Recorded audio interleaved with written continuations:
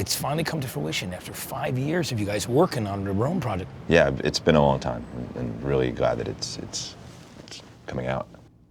How did you discover each other, Brian? I bought Daniel's album, An Italian Story, back in 2004, and when I started playing it, I instantly thought, oh, this is an old reissue of something. This guy must be, long dead by now.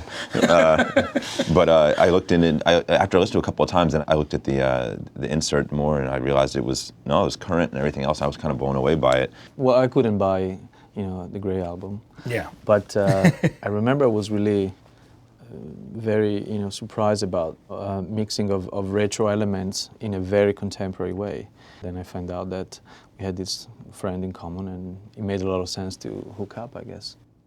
Now, you both worked together on the Gnarls Barkley project, but how did you and Cee Lo originally hook up? Cee Lo and I met back in 2003. He and I had a common friend who hooked us up, and he was going to sing on a remix. And when we were singing on when he was singing on the song, when he was finished, I played him this new music I had that was a little dark, a little weird, and he was really into the music, and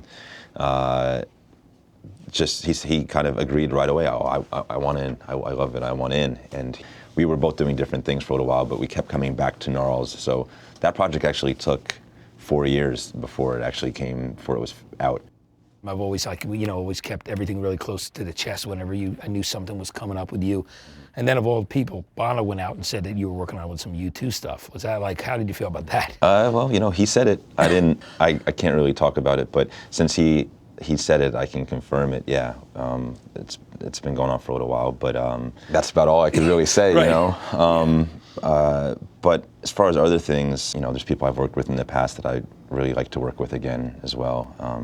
James with Broken Bells, and Cee Lo and I have been talking about doing some more stuff, possibly in the future too. And Daniel and I have worked on those projects in the past, and we'll, I'm sure, work together again too. So yeah, there's a lot for me to look forward to, I guess.